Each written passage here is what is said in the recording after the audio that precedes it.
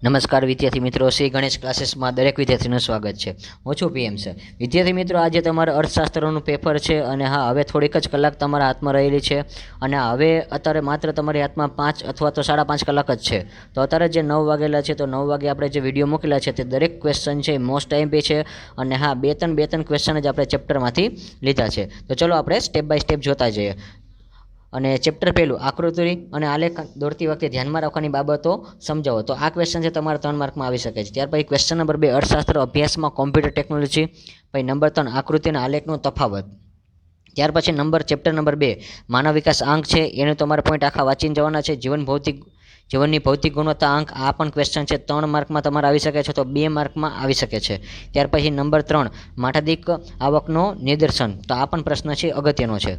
ત્યાર પછી chapter number 3, એમાંથી 5 માર્કનો પ્રશ્ન પૂછાશે વિદ્યાર્થી મિત્રો। તો ફુગાવાના લક્ષણો છે, ખાસ એકવાર જોઈને જાજો, અને સાટા પથ્થરની મર્યાદા, આ બેમાંથી એક ક્વેશ્ચન 5 માર્કમાં આવી શકે છે, અથવા તો 2 માર્કમાં પણ એની અંદરના મુદ્દા આવી શકે છે। નાણાંના કાર્યો, ત્યાર પછી ચેપ્ટર નંબર 3, બેંકના કાર્યો, જે 2 માર્કમાં અગત્યના છે અથવા 3 માર્કમાં। અને ત્યાર પછી પ્રશ્ન નંબર 2, એની અંદર મધ્યસ્થ બેંકના બિન નાણાકીય કાર્યો।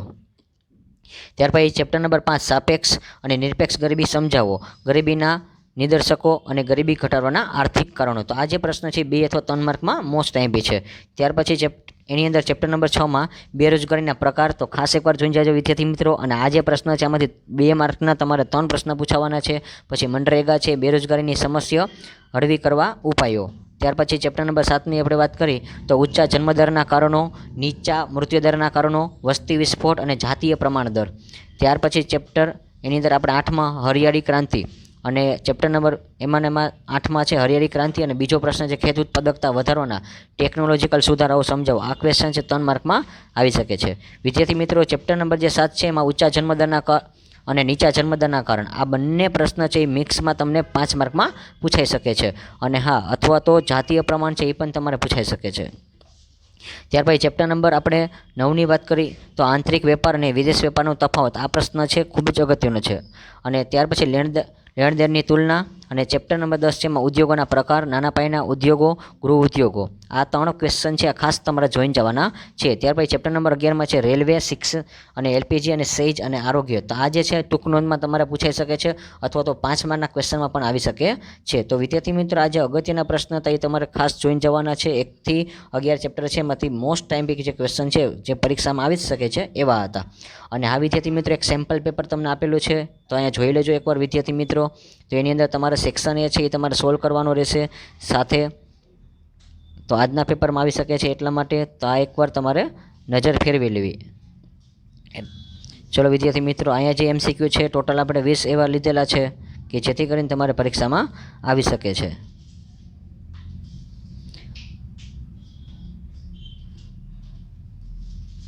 ચલો, તો અહીંયા તમારો સેક્શન છે એ કમ્પ્લીટ થાય છે વિદ્યાર્થી મિત્રો। આ જે એમસીક્યુ છે વારંવાર પૂછાતા હોય, આમાંથી તમારા નોંધવા 5 અથવા 6 માર્ક અથવા તો 10 માર્કના એમસીક્યુ આજે આવી શકે છે।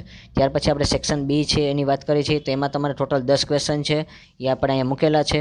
તો જે અગત્યના જે હતા એ, અને ખાસ વિદ્યાર્થી મિત્રો ઇંગ્લિશ નામ છે એ પાકા કરી નાખજો, આઈઆરડીપી અને આઈસીઆર।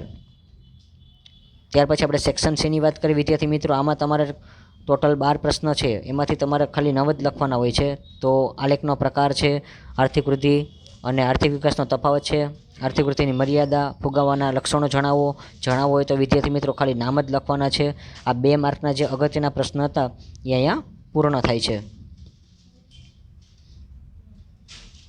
ત્યાર પછી આપણે સેક્શન ડીની વાત કરી તો એમાં પણ અગત્યના જે પ્રશ્ન છે તો અહીંયા મૂકેલા છે સેક્શન ડીમાં કે કયા કયા પૂછાઈ શકે છે।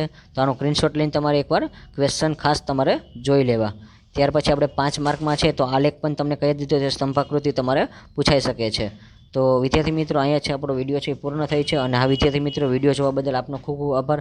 પરંતુ વિદ્યાર્થી મિત્રો, આ વિડીયોને મેક્સિમમ તમે શેર કરો, અત્યારે છેલ્લી 5 કલાક આપણી પાસે વધેલી છે, અને જેથી કરીને આપણને છે તમારે પણ સારા માર્ક આવી શકે, તમારા ફ્રેન્ડને પણ સારા માર્ક આવી શકે છે। અને જો કોઈ વિદ્યાર્થી મિત્રો નવા હોય આપણી ચેનલ ઉપર, તો આ ચેનલને લાઇક કરી લેજો, શેર કરજો અને સાથે સાથે સબસ્ક્રાઈબ કરી લેજો। આવજો વિદ્યાર્થી મિત્રો, બાય બાય।